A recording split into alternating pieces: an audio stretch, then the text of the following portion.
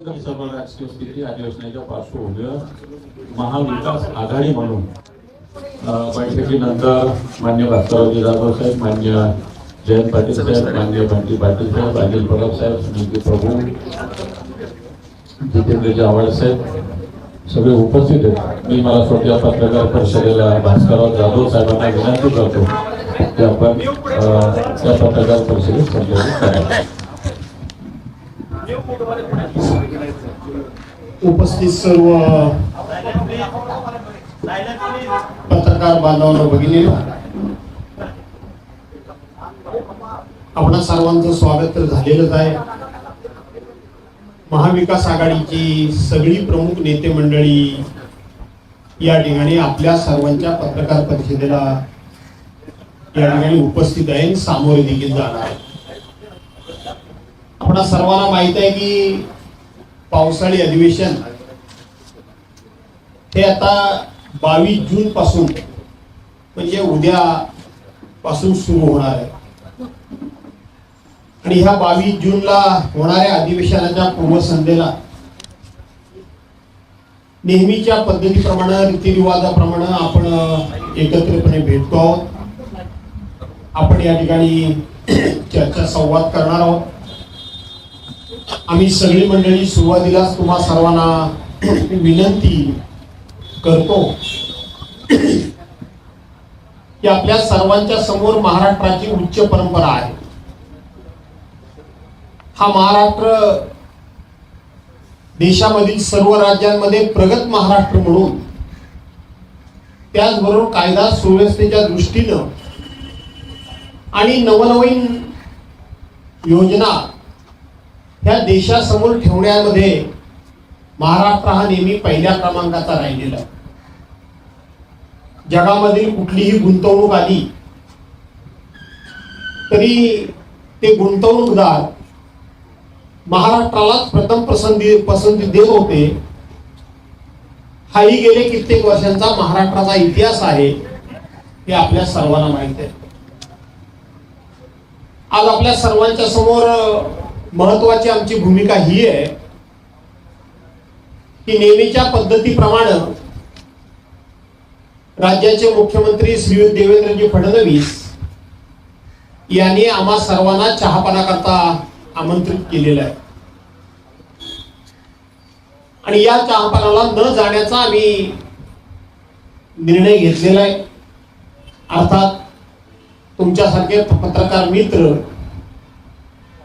हेही म्हणतील की आताची ही नेहमीचीच प्रथा झालेली आहे की सत्ताधारी पक्षानं अधिवेशनाच्या पूर्वसंध्येला विरोधी पक्षाला चहापानाला बोलवावं आणि विरोधी पक्षानं चहापानाला जाऊ नये, ही आता नेहमीचीच पद्धत पडलेली आहे. अशा प्रकारचा तुमचा कदाचित त्या संदर्भातला मतप्रवाह असू शकतो. पण मी आपल्या सर्वांना एक विनम्र असं आव्हान करतो की प्रत्येक वेळी जी आम्ही भूमिका मांडतो आणि सरकारचं अपयश, सरकारच्या चुका, सरकारचं वागणं आणि सरकारच्या मांडीला मांडी लावून चहा का घेत नाही याचा आम्ही खुलासा प्रत्येक वेळी केलेला आहे. पण तुमच्यासारखे जाणकार पत्रकार असा मला सांगू शकतील का की तुम्ही मागच्या वेळेला नाराजी व्यक्त केली होती, तुम्ही काही सूचना केल्या होत्या, त्या सूचना करण्यामध्ये सरकार पुढाकार घेतंय, सरकारच्या वागण्यामध्ये, सरकारच्या कार्यपद्धतीमध्ये काही सुधारणा झाली का, असा जर तुम्हाला प्रश्न केला तर तुम्ही देखील आमच्या मताशी सहमत व्हाल की सरकारचं वागणं हे सुधारणं तर सोडा, परंतु हळूहळू सरकार हे सुधारण्याची अपेक्षा करण्याच्या पलीकडे जायला लागले. आज आपण बघतो, आज तारीख आहे 21 जून. हा महिना म्हणजे प्रचंड पावसाचा महिना, परंतु आज 21 जूनला पाऊस पडलेला नाही. आणि मग हा महाराष्ट्र आता सुका दुष्काळ जाहीर करावा लागेल आणि ती आमची मागणी असेल. आणि म्हणून त्याची महाराष्ट्र सरकारनं काय तयारी केली आहे राज्याच्या मुख्यमंत्र्यांचं आपण अर्थसंकल्पीय भाषण ऐकलं असाल, त्यावेळेला त्यांनी सांगितलं होतं की यावर्षी अल निनो या प्रकारचा त्या ठिकाणी नैसर्गिक संकट उभं राहणार आहे आणि आपल्या राज्याला खूप मोठ्या पाणी टंचाईला, सुक्या दुष्काळाला सामोरं जावं लागणार आहे. मग हे जर तुम्हाला इतके अगोदर कळलं होतं तर या राज्यातल्या नागरिकांना या संकटाच्या झळा पोचू नयेत याकरता सरकारने कोणतीही उपाययोजना केलेली नाही आणि म्हणून अशा सरकारच्या मांडीला लावून मी चहा पिऊ शकत नाही.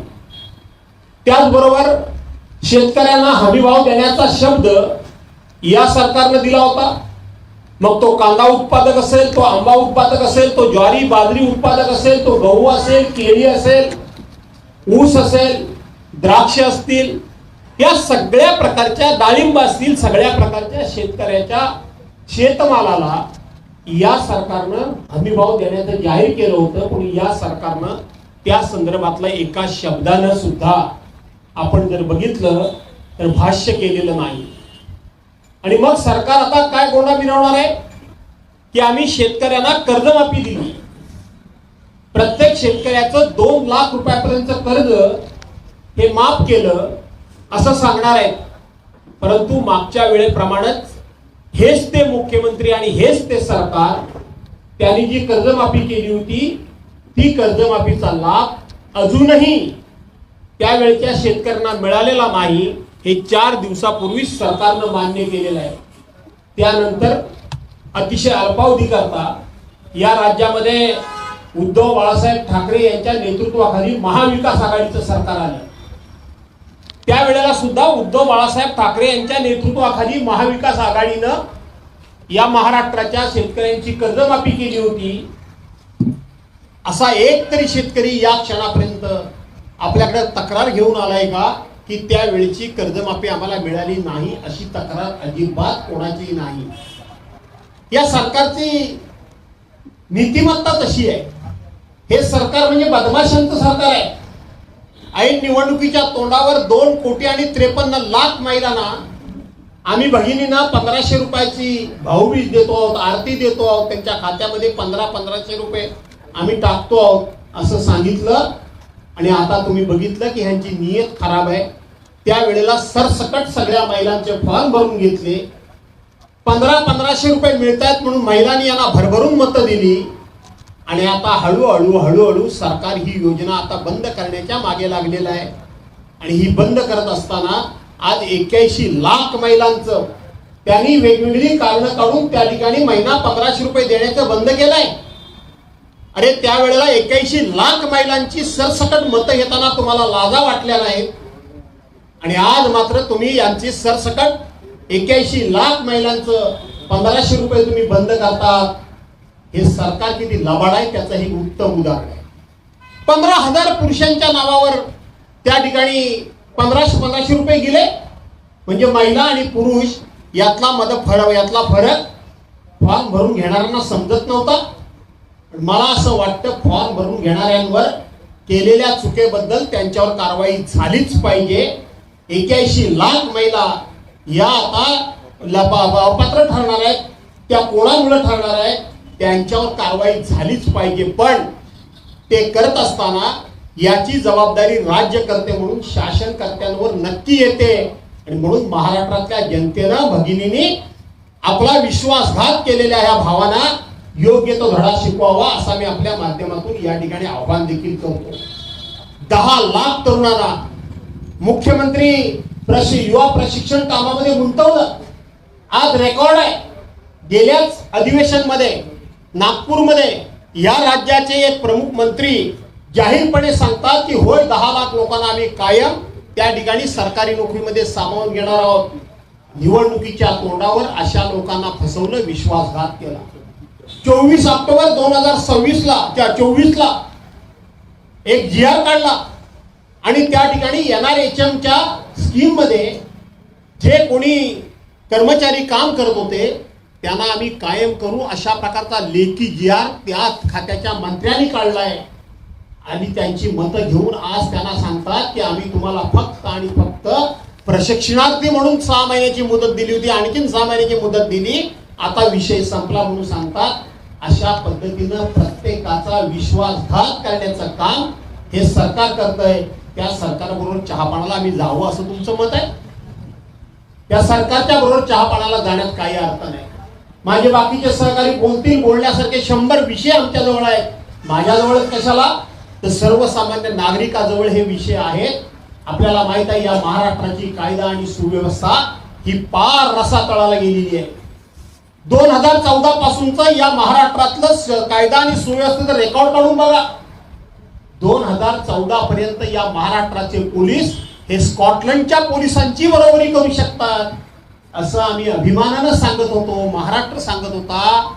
आज 3 वर्षाची मुलगी सुद्धा त्या नरसापूरमध्ये भोर तालुक्यामध्ये 65 वर्षाच्या नराधमाकडून सुटू शकत नाही. आणि तो नराधम तिच्यावर बलात्कार करतो, तिचा खून करतो, तिला शेणाच्या त्या ढिगाऱ्याखाली गाडून टाकतो आणि ताट मानेनं बाहेर येतो. जाताना सीसीटीव्ही मध्ये दिसतोय, येताना सीसीटीव्ही मध्ये दिसतोय. आज आपण बघतोय की 22 लाख तरुणांचं भवितव्य नीट परीक्षेमध्ये या देशातल्या राज्यकर्त्या लोकांनी 22 लाख तरुणांचं भवितव्य हे पूर्णपणे अंधकारमय केलंय. त्यांना अंधाराच्या खाईत लोटलंय. त्यांचं भवितव्य नेमकं काय? नागपूरमध्ये सुद्धा या संदर्भामध्ये एका तरुणानं त्या ठिकाणी आत्महत्या केली. 22 लाख तरुण. आणि वेदना अशा होतात की त्या पेपर फुटीचं खरं मूळ हे माझ्या महाराष्ट्रामध्ये असावा. याच्यासारखं दुर्दैव नाही. पुणे असेल, नागपूर असेल, अमरावती असेल, या ठिकाणी हे पेपर फुटी करणारे लोक मिळावेत. काय करते काय आमची कायदा सुव्यवस्था? काय करते काय कायदा सुव्यवस्था? कायदा सुव्यवस्था फक्त जाती जातीमध्ये लढे उभे करणाऱ्यांना प्रोत्साहन देते, पाठिंबा देते, त्यांना पाठीशी घालते आणि जाती जातीचे लढे उभारण्याकरता म्हणून एक प्रकारे सरकारी प्रोत्साहन मिळून सरकारच्या वतीनं हे लोक प्रोत्साहित होत आहेत. हे महाराष्ट्राच्या दृष्टीनं अत्यंत गंभीर आहे. आणि असे लोकांच्या बरोबर आम्ही त्या ठिकाणी कुठल्याही प्रकारची मांडीला मांडी लावून बसू शकत नाही. दुसरी गोष्ट, मंत्री आपसामध्ये लढाया करतायत, एकमेकाची माणसं चोरतायत, एकमेकाची माणसं पळवून नेतायत. एकमेकांची माणसं पळवून नेण्याकरता सत्तेमधले सत्ताधारी एकमेकाच्या विरोधात पोलीस बळाचा वापर करतायत, सीबीआयचा वापर करतायत, ईडीचा वापर करतायत, एनआयएचा वापर करतायत, इन्कम टॅक्सचा वापर करतायत. अशा पद्धतीनं संपूर्ण महाराष्ट्रामध्ये सर्वांना वेठीस धरण्याचं काम हे लोक करतायत. या लोकांच्या बरोबर मांडीला मांडी लावून चहा बसणं हे आम्हाला कदापि शक्य होणार नाही. हे आम्हाला शक्य होणार नाही. आणि म्हणून शेतकरी असतील, कामगार असतील, महिला असतील, हे राज्य असेल, हे राज्य तर पूर्णपणे आता मंत्र्यांची आणि अधिकाऱ्यांची दलाली आणि कमिशनखोरी इतकी वाढलेली आहे. परवांच्या दिवशी याच महाराष्ट्रामध्ये बांधकाम व्यावसायिकांनी मुलाखतीमध्ये खुलेआमपणे कोणकोणत्या पातळीवर किती टक्के या ठिकाणी आपल्याला टक्केवारी द्यावी लागते बिल मिळवण्याकरता, 56% यांचा भ्रष्टाचार वाढीस लागलेला आहे. 56%. आज आपण पाहतो की देशाच्या पंतप्रधानांनी नोटाबंदी केली, कॅशलेस महाराष्ट्र, कॅशलेस इंडिया, आणि आज प्रत्येक मताला 10, 15 हजार रुपये रोखीनं वाटले जातात. हे पैसे येतात कुठून? जर नोटाबंदीच झालेल्या आहेत तर ह्या नोटा यांच्याकडेच येतात कुठून? आणि ह्या नोटा वाटून आता लोकशाही बुडवायचंच काम सुरू झालेलं आहे. 1 नेशन 1 इलेक्शन नाही तर 1 इलेक्शन 1 पार्टी एवढंच फक्त करायचं राहिलंय. म्हणून प्रत्येक निवडणुकीमध्ये पैशाचा बाजार मांडून निवडणुका बिनविरोध करायच्या आणि त्या बिनविरोध करण्याकरता कोणत्याही थराला जायचं असं हे सरकार. आणि हे सरकार एवढ्या करताच कारण या सरकारला या महाराष्ट्रामध्ये अमर्याद अशा प्रकारचं पाशवी बहुमत मिळालं. आणि म्हणून लोकशाहीचं वैशिष्ट्य हे आहे की जशा पद्धतीनं सत्ताधारी तेवढेच विरोधक असले तरच बॅलन्स राहतो, बॅलन्स राखला जातो आणि तरच सरकार हे अतिशय जबाबदारीनं आपली वाटचाल करतं. पण आता ह्यांची जबाबदारी सोडा, यांचा अहंकार, ह्यांची मस्ती, कोण कोण मंत्री कोणाबरोबर फोटो कुठे कुठे दिसत आहेत हे सुद्धा तुम्ही बघितले असाल.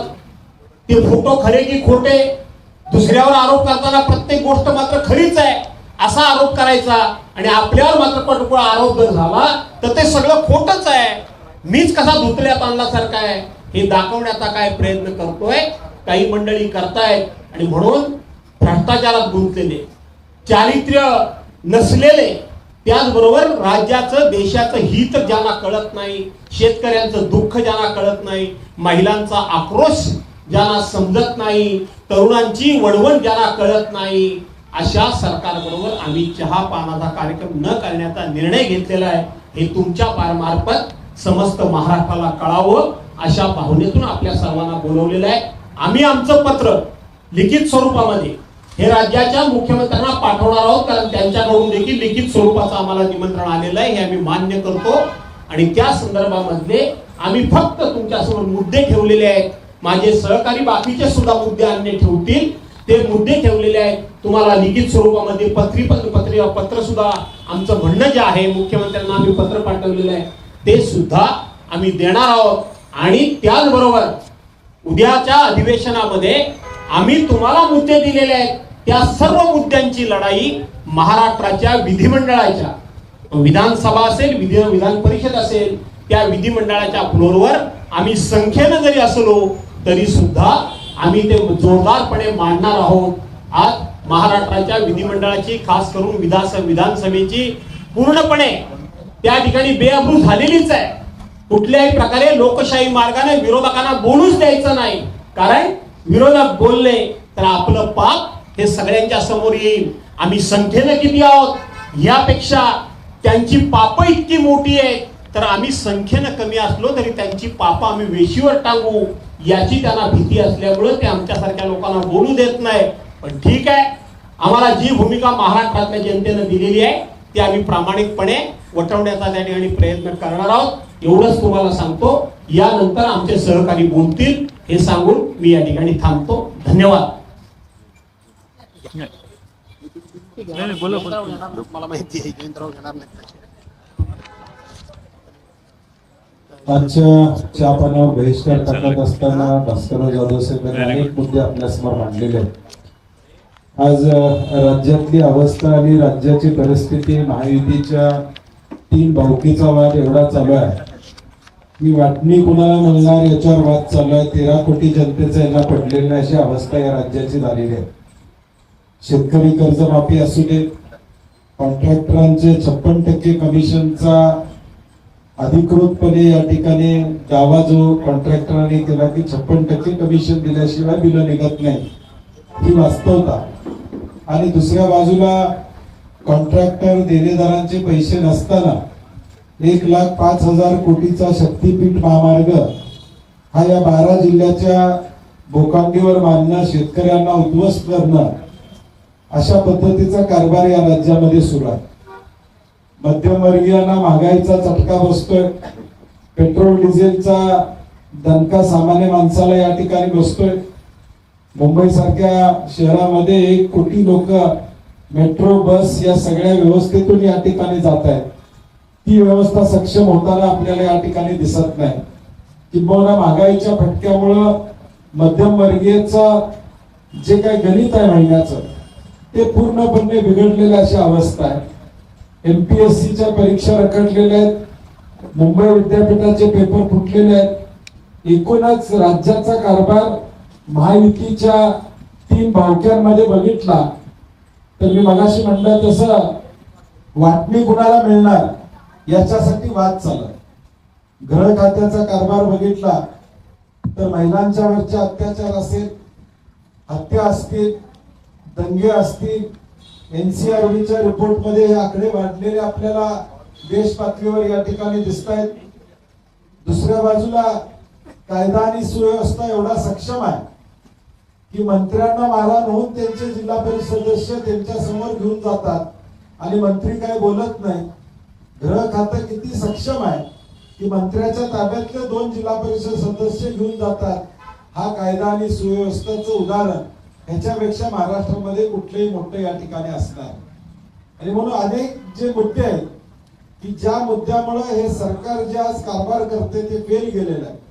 एका बाजूला तुम्ही म्हणता की महिला व बाल विकास खात्याला 1 नंबर या ठिकाणी आम्ही देतो, असं मागच्या वेळी सगळ्या डिपार्टमेंट मध्ये चांगलं काम केलं म्हणून सांगितलं. आता त्याच खात्यामध्ये तुम्ही वर्षभर 14,000 पुरुषांना अनुदान दिलं. गव्हर्नन्स फेल्युअर आहे की 14,000 पुरुषांना तुम्ही अनुदान देऊ शकला, याच्यापेक्षा गव्हर्नन्स फेल्युअर कुठलाही या ठिकाणी होऊ शकत. देश पातळीवर महाराष्ट्राची प्रतिमा या ठिकाणी काय झाली की साधा महिला आणि पुरुष यातला भेद तुम्हाला ओळखता येत नाही. तुम्ही महिलांच्या अनुदान पुरुषांना या ठिकाणी देता, हे साधं तुम्ही गोष्ट या ठिकाणी करू शकत नसला तर गव्हर्नन्स काय करणार, हा एक प्रश्न या ठिकाणी लोक या ठिकाणी विचारतात. एल निनोचं सूचना सरकारला आली होती, त्यानंतर सरकार जागं झालं का, तर जागं झालेलं नाही. ही अवस्था या ठिकाणी या सरकारची त्या ठिकाणी. आणि म्हणून भ्रष्टाचार असू दे, महागाई असू दे, शेतकऱ्यांवर असणारा अन्याय असू दे, कर्जमाफी आणि त्याचे डिटेल्स आम्ही सभागृहामध्ये निश्चितपणे या ठिकाणी मांडू. परंतु एकूणच या 13 कोटी जनतेला जे अभिप्रेत होतं त्यातलं कुठलंही घडत नाही. आणि म्हणून आम्ही चहापानावर बहिष्कार टाकतोय. आमची सन्माननीय मुख्यमंत्री महोदयांना विनंती आहे की तुमची पत्रकार परिषद आमच्या नंतर या ठिकाणी होती. आमचं पत्र पोचल्यावर आमच्या पत्रामध्ये काय मुद्दे आहेत त्याच्यावर उत्तर दिलं तर किमान महाराष्ट्राला कळेल की तुम्ही काहीतरी बोलता. ग्रामर काढत हा ग्रामर व्याकरण काढत बसतात. व्याकरण काढण्यापेक्षा जे मुद्दे आम्ही रेज केलेले आहेत ते मुद्दे आम्ही सांगितलेले आहेत. आमची मुख्यमंत्री महोदयांना विनंती आहे, तुमचा स्वच्छ कारभार आहे ना, तुमचा पारदर्शक कारभार आहे, तुम्ही राज्याला दिशा देता म्हणून सांगता, पार्टी विथ डिफरन्स म्हणून सांगता, तर एक मुद्द्यावर भले 1 तास प्रेस कॉन्फरन्स घ्या, परंतु प्रत्येक मुद्द्यावर या ठिकाणी उत्तर देण्याचं काम त्या ठिकाणी करावं. ज्यावेळी विरोधी पक्ष म्हणून आम्ही तुम्हाला प्रश्न विचारतो त्यावेळी ते प्रश्न बगल न देता त्या प्रत्येक प्रश्नाचं उत्तर किमान त्यांच्याकडून या ठिकाणी मिळावं. विस्तृतपणे आम्ही सभागृहामध्ये याच्यावर निश्चितपणे या ठिकाणी बोलणारच आहोत. प्रत्येक मुद्द्यावर सरकारला या ठिकाणी धारेवर धरू. सरकारची आत्ताची अवस्था बघितल्यानंतर हा भावकीचा वाद एवढा मोठा वाढलेला आहे की आता मंत्री आणि मंत्र्यांच्यातली भांडणं आम्ही बघतोय. आता सभागृहात सुद्धा एकमेकाची भांडणं होतील का अशी अवस्था. बजेट आता पुरवण्या येतील. मागचं बजेट किती मोठं होतं, 9.5 लाख कोटीचं, 9.5 लाख हजार कोटीचं कर्ज आज राज्यावर या ठिकाणी आलेलं आहे. प्रत्येक माणसावर 70-80 हजार या ठिकाणी रुपयाचं कर्ज आलेलं आहे. अर्थव्यवस्था पूर्ण या सरकारची कोलमडलेली आहे. सरकारनं अधिकृत 11,02,000 कोटी रुपयाचं कर्ज जाहीर घेतले. केले. म्हणजे अर्थव्यवस्था पूर्ण या सरकारची कोलमडलेली आहे.